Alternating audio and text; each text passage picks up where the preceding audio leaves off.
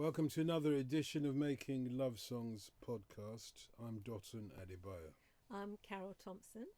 And every breath she takes, I'll be watching her. Oh my goodness, it's scary. Well, yeah. And Or every it move could you be make. beautiful. It could be beautiful. Well, this is the point. Yeah. Sting wrote a song, Every Breath You Take. Yeah. I remember when it first came out because I saw it on Top of the Pops. And my first thought was it's a little bit of a kind of a rock and roll thing. You know, there's kind of a late 50s, early 60s vibe about it. Yeah, I didn't really hear that actually, but I didn't hear it like that at all. I was a teddy boy at the time, so you can imagine. Yeah, you took it from that and he premise. was playing the old double bass on it as well, rather than the string bass. That's because he was coming from a jazz thing. Oh, jazz. Jazz, blues, rhythm and blues. And he says he took the chord sequence from some old soul song, but he won't say which because he doesn't want to be in court. You know, yes, he doesn't want to incriminate himself. Well, he doesn't want to share out the royalties. Not at all. No. But every breath he takes, every move he makes, we're watching him. Just in case it's one of your songs. But unfortunately not. Otherwise, it would have been good to have a dare court with him, actually. Yeah. But no, it's not one of mine. It was before you became the Queen of Lovers Rock, wasn't it? This came out in the late 70s, I'd have thought about 79 or something like that. Yeah, you're right. Maybe. Yeah, it's about late 70s. And so you've had his big day with the Police. This is like, is it the Police or Sting? No, it's Police. Oh, he's still in the Police at this still point. In the police, but it's clearly all about Sting. He wrote the song, and it's about very personal. Because he'd broken up from his first wife. Yeah, very badly. At this point. Yeah. Well, when you break up, it's never easy, is it? Well, it's never easy, especially if it's your wife's best friend. No, it's not easy. Oh, he broke up with his wife to go with his wife's best friend? Yeah, and they were neighbours. Is that true? It's true. Okay. Oh, yes. Okay. It was not easy. It was not an easy breakup, that's what I'm saying. And probably the alimony and the everything else was not easy either. Well, no, you got to take somebody to the cleaners if you break up with them in that way, don't you? I mean, you can't. Anyway, he's made so much money. Come on, at the end of the day, you know, you owe your missus, you pay. But I think he was aggrieved, and this is a great thing about it. Oh, by the way, I can't wait for people to hear your version of this. Oh wow! Because there'll be no mistaking there that this is a love song, a threat. No, it's a definite love song. A sort of ominous warning. No, there's no warning. There's no cynicism in this one. It's not sinister at all. And it is actually. It is when he wrote it, but as we know, people have it at their weddings. They use this as a wedding song to say that every breath you take, I'm going to be with you. It's like a consummate love song for many. But not for Sting. Not for Sting, and not for us. If we look at it, if we look at the raw material on paper, a song starts every move you make, every breath you take. Yeah. That doesn't sound like love to me. It sounds like there's a warning. It sounds like Don Corleone is telling you, I'm going to make you an offer you can't refuse. No, but some people who, when they're in love, they say, you know, it's like that big rock ballad, I don't want to close my eyes because I don't want to miss a thing about you. Like if I sleep, that means that's in a couple of hours that I'm not by your side. So some people are very intense like that with love. It's like, I want to be part of everything you do, every move you make, every breath you take. I want to be part of that experience with you. So, you know, love comes in many colours and many sizes. It does, and that's why we analyse love songs on Making Love Songs podcast. We try and get to not just the meaning of the song, but the ways that it can be interpreted. I accept there are lots of ways of interpreting every single song, but how does what is something of a sinister warning to your ex become one of the most popular songs for weddings? How does that happen? It's incredible. How does that happen? I don't think if he had tried, it wouldn't have happened.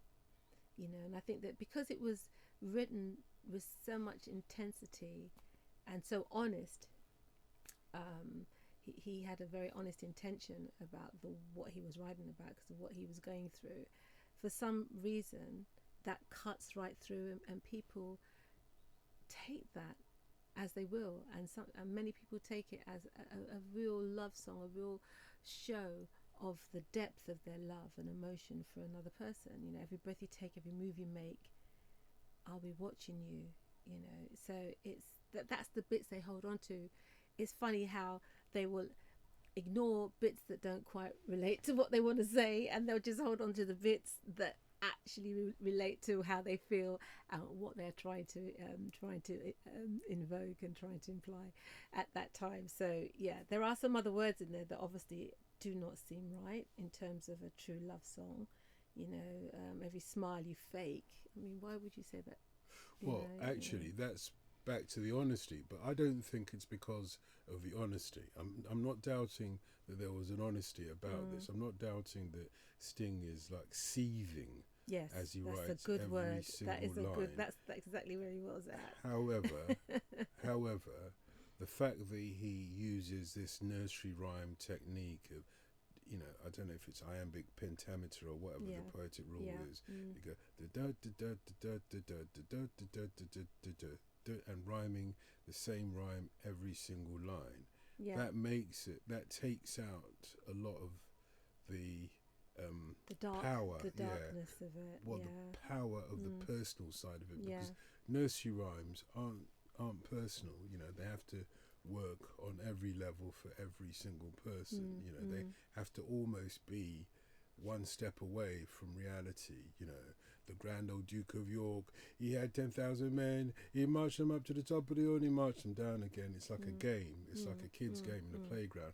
And this has an element of that. You know, every breath you take, every move you make. So there's the alliteration with you know, breath and take and move and make and stake and break and fake. Smile, you fake, and step, you take, and you know, he's going to keep sort of referring back to that rhyme, the ache rhyme. And that's the irony of this. That must be the school teacher in him, because he was an English teacher, wasn't he? I thought he was an art teacher. I thought it was English teacher. He might have been an English teacher. I thought he was an art teacher. But the irony about this is that the rhyme, the main rhyme is ache. And his rhyme is A-K-E, although the word ache by itself is A-C-H-E, and you ache in love, if you see what I mean. Heartache, heartbreak as well. Obviously, that's E-A-K, but the ache by itself is A-C-H-E. So I would say there is a, you know, an almost surreptitious ache imposing on this song.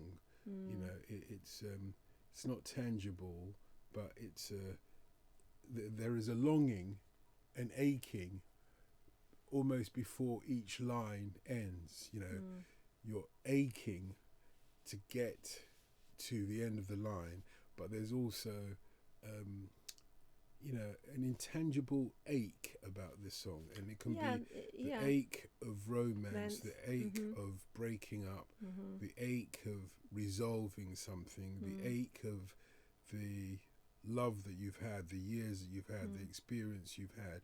There is an ache in breakup, in heartbreak, in break. There is an ache, and I wonder if somehow, unintentionally, unconsciously, this ache is lurking in the background around the song, because he keeps ending each line with the rhyme ache. I mean, that's it's true. It probably does cloud and surround the whole and permeate itself within the song. I think there's probably something in that too, because of the way it resonates with so many people in so many different ways. So you're probably right. It does have that sort of that shadow around it, and sort of resonates in that way. But I just think that the play on words and the constant rhyming and the very straightforward, almost like, as you say, like a nursery rhyme type of lyric, really sort of lends itself to people understanding what's going on very clearly. You know, since you've been gone, I've been lost without a trace. I dream at night and I can only see your face. I look around, but it's you I can't replace. It's cold and I long for your embrace. I mean, it's I haven't even got to that point yet, because there is an actual ache in that, how his poor heart aches.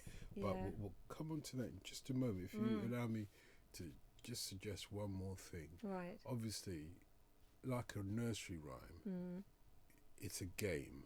And the game here is, guess what word I'm going to rhyme next. Yeah. So as the listener, okay, every breath you take, every move you make. Yeah. Because, he could have said, every move what could he say? Yeah, well, there aren't many others. So it has to, but every breath you forsake, he could have done, or every breath when take. you wake, or whatever it is. And every day you wake, he could have said that. He could have said that, and everything. So we're waiting each time. Oh, what's he going to rhyme with this time? It's like a children's game all the time. You can almost see every breath you take. Children in playgrounds. Every breath you take, every move you make. Okay, it's your turn. Every bond you break. Children going around the playground. Each of them have got to say one kind of it does lend like itself to being a nursery rhyme. It is true. Yeah. And this, I think, is why it's easily interpreted as a love song. Because when I first heard it, I didn't think it was anything other than a quite sinister warning to somebody. I didn't hear it like lovers do now, that, oh gosh, I love you so much. Particularly when we come on to that bridge where he says, oh, can't you see you belong to me? Yeah. Anybody says that in a love song, and you're like, whoa. I know they have said that in other songs. They do say that. No, that's not true. Okay. I mean, they do say, you belong to me and I belong to you. You'll always, the thing. Then they'll come back with I belong to you. You'll always belong to me, no matter where you go. You'll always be mine. You'll always be my greatest love, or whatever. So, I don't think. I never ever heard it as sinister. When I heard it the first time, I didn't really think about it on that level, And it wasn't until I started looking at lyrics, I kept thinking, well, that's a bit weird, Every claim you stake, why would you, and every smile you fake, why would you? If it's a love song, why would you be faking a smile? Do you know what I mean? So, it's. Unless you're faking a smile, and I know that we're out in public and you don't really like that person and you're just pretending. I know you so well that I can even tell when you're faking a smile with people. It doesn't even have to be to me that you're faking that smile. I just understand you so well that I know that when we're in company, I know when you're happy and when you're not. I know when you're faking it and when you're not. It could be, less sinister. It could be even like that. I know you so well that I can tell what's going on with you. So that's why it's open for interpretation. That's why, if you don't really look at every line very closely, you can very well see it as a very intense love song. But then you have the mid-late, which takes the story somewhere else. Why do they call it a mid-late? Is it because it's got 8 bars and it's in the middle of a song? Usually, yeah. It's in the middle of a song. Middle of a song, and it's bars. A song that actually is sort of like a contrast. Opens up the song to something else. It gives you a chance to talk about or expand the song, or sometimes just can be musically different than everything else, so that it takes you somewhere else, so that when you come back to the chorus, it's like, oh, here comes my chorus again. Yeah, so this is the difference, you see, because in the 50s, most of the songs would have just been, well, most of them, a lot of them would have only been 2 minutes long at the most, but they were just like verse, chorus, verse, chorus, verse, chorus. Yeah. There wasn't often a mid-late. Yeah. And this mid-late sort of concept starts coming in, I suppose, in the 60s. Well, maybe it's coming earlier than that. I'm not saying it begins, but as a sort of a pop formula starts coming in the 60s, I would have thought, in any case. Well, I suppose, in terms of the 3-minute pop song, when in jazz you had the bit where they'd call it, well, let's swing it, and it'd go somewhere else. But when you kind of had this sort of Tim Pan Alley, sort of 3-minute, or you say 2 minutes or 2.5 minute song, sometimes you didn't really have time for that. But then as songs started getting longer and more convoluted, then you had a lot more sections. Because They were not just musical; they were lyrical too. if the song is about a very personal warning to his ex over their alimony payments or whatever it is, suddenly he starts saying in the middle eight, "Well, I can't live without you." Yeah, that's a bit weird, isn't it? It's weird. Yeah. So that's a bit I can't understand, because he would have been better off not sort of giving people the impression of what it's about. You know, he would have let people, because that complicates it. First of all, well, it complicates it from where he's coming from somebody who's saying goodbye to one woman, and who's taking him through the ringer financially. Into another relationship, but then the middle eight makes it sound like he's still in love with the woman that he's just left for somebody else. Or is that about this new woman? Maybe it is. But she hasn't been gone. The new woman hasn't been gone. So that's what I'm saying. So he's saying, since you've been gone, I've been lost without a trace. So I only Sting himself can allude as to what that's really all about. But that is when somebody loves somebody, they say, well, when you've gone to the shop or gone, on holiday or gone to work, or you've gone away for a little while, I miss you so much that I know that it's only your face I want to see. Nobody can replace that face. And, I just feel very lost and lonely when you're not around. So that, that's a real sort of a sentiment of love. So it's a very conflicting, confusing song. And then that's why people... But he's trying to take the song on a journey, isn't he? He's trying to take the song, and I'm not sure if that bit works as a kind of a literary narrative. Okay. Because he starts off with, however you want to take the beginning, every move you make, every breath you take, etc., etc. I'll be watching you. But then the narrative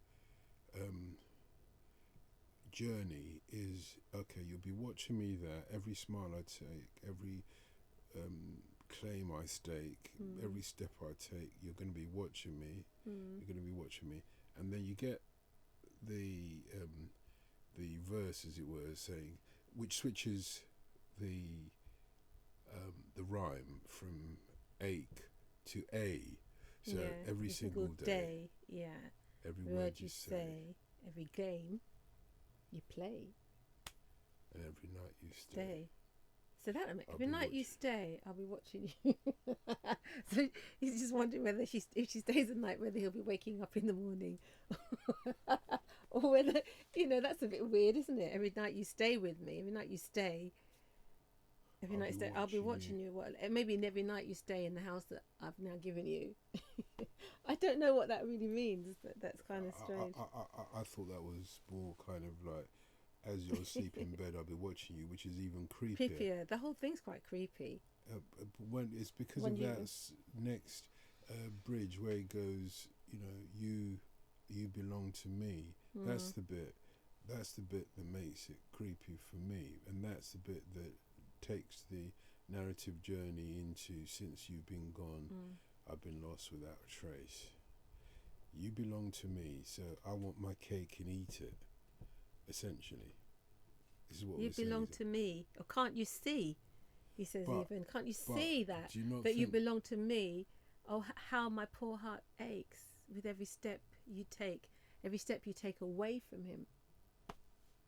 But why is he telling you, can't you see?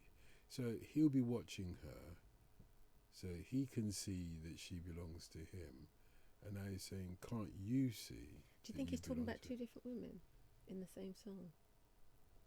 How would that affect the way you would sing it? I don't know. I'd have to think about that. I mean, I just thought about that just now as we were talking, that maybe it's one of the things, one half of the song is for one woman, the other half is for the other, for the new. I don't know. Is that possible to do that in a song? You can do whatever you like in a song. You can.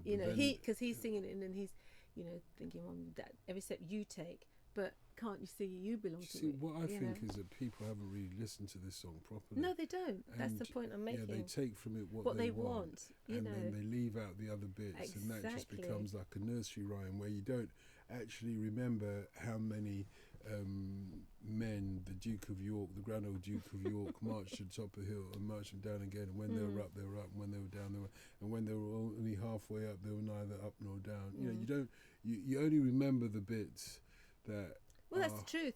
I've often sung a song, you know, washing the dishes or whatever, and you don't know, no, and then you start your chorus. You only remember the bits you remember, and all the bits in between you're la-ing along to. And there's been many songs over the years that I've even created my own lyrics to.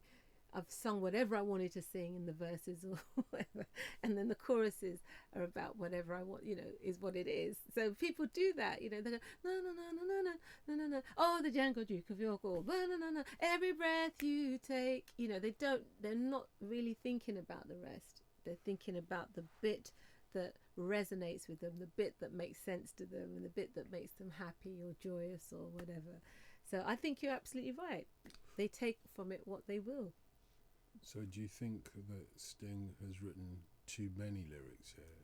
Is it a case of, oh, I've got to write a song, I want to put in a middle eight, I want to put in a bridge, I want to put in a chorus and a verse, whereas actually what he should have just done was stick to the chorus and the verse, maybe have a middle eight which wasn't necessarily lyrical, it might have been musical, more instrumental, or just have a very simple riff off on the middle eight of what is already said. So instead of sort of saying, you know, since you've been gone, I've been lost without a trace, he could have just said, you know, every breath you take makes me absolutely, you know, wild. Every breath you. Well, every no, move I mean, you make, mate, he could have done a lot of make things. Make it in style. No, but it makes sense to him, you know. I mean, I do remember reading somewhere that Stuart Copeland and the rest of them found it really hard at one point to, you know, while they were off in the Bahamas doing their recording, found it very difficult to even find the home, the musical home for it. It did take a while to kind of actually find what could work. So it wasn't even easy to do, but you know, and they. I'm not saying that it doesn't work, but what I'm trying to say is that it's like those rappers. I mean, it's interesting that Puff Daddy, on the death of Biggie Small, took this song and decided to do it as a kind of a tribute to Biggie Small. But what he does is he takes out the rappers, the rap he took producers. He took the hook. They always take the sample. Hook. They take the best thing from a song. That's why James Brown was always complaining. They take the best thing from a song and leave the rest out. That's what a sample is. Let's get the best bit of a song and leave the rest out. And a sample should be a lesson to a songwriter about what the best bits in the song is. Yeah, but you can't just write a song that has just one best bit in it. You know, the reason it's a song is because it carries you on a journey. You know, for a rapper, it's fine because he takes out the hook or what he thinks is the hook, and then he puts all his other things around it that his fans love the fact that he's rapping, so they're listening to if it's, you know. This is the problem with you songwriters. You're not learning from the thing, because if another person's interpretation is saying to you, all the rest of this song is superfluous to the song, you should listen to that. Maybe you should bring in your own rapper or do your equivalent of a rap in there. I disagree. No, because look, since you've been gone, I've been lost without a trace. Yeah. I dream at night, I can only see your face.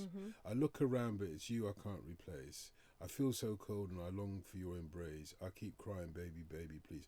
What has that got to do with every breath you take, every move you make, every bond you break, every smile you fake? Well, because that's why it's a middle eight, because it's a contrast. It's like you bring something else in, another colour, another feeling, another emotion. And sometimes it can even modulate into another key.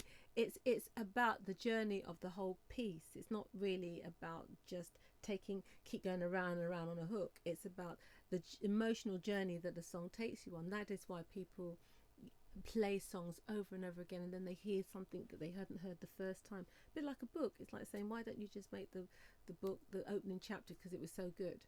But no, it is exactly like that, actually. But I would say, let's compare it to Romeo and Juliet. Or a movie. Romeo and Juliet starts off with a prologue. Yeah. Two households, both alike in dignity, in fair Verona where we lay our scene. If that has got absolutely nothing to do with the rest of the play, or if it contradicts the rest of the play, then you've got a problem. You've got a real problem. But the difference here is that this is Sting's personal story, and he's decided that this particular lyrical journey reflects exactly how he's feeling at the time. I don't know. We're not inside his head, so we don't really know what the journey is. But within that journey, he has a fantastic hook. I'm not which saying is the chorus. I'm not saying that it's not fantastic. I'm not even saying that the middle eight ain't fantastic. Perhaps it belongs in another song. But if you're writing for yourself, then no need to record it. Write a song so that we can all enjoy the song for the job. We want to enjoy the best, but we don't want the song to go somewhere completely different. Well, they do, because Dotun, you're absolutely wrong.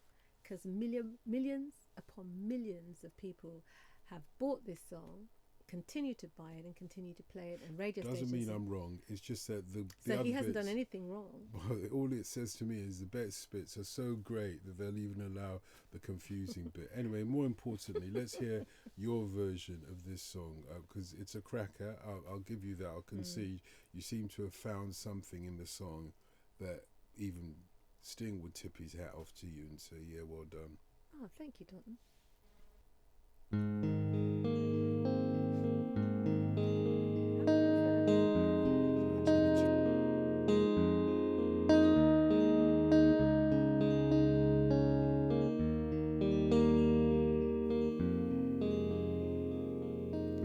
Every breath you take, every move you make, every bond you break, every step you take, I'll be watching you. Every single day, and every word you say, every game you play, every night you stay, I'll be watching you. Oh, can't you see? You belong to me. How my poor heart aches with every step you take, every move you make, and every vow you break, every smile you fake, every claim you stake, I'll be watching you. Since you've been gone, I've been lost without a trace. I dream at night, I can only see your face. I look around, but it's you I can't replace. I feel so cold and I long for your embrace. I keep crying, crying, crying, baby, please.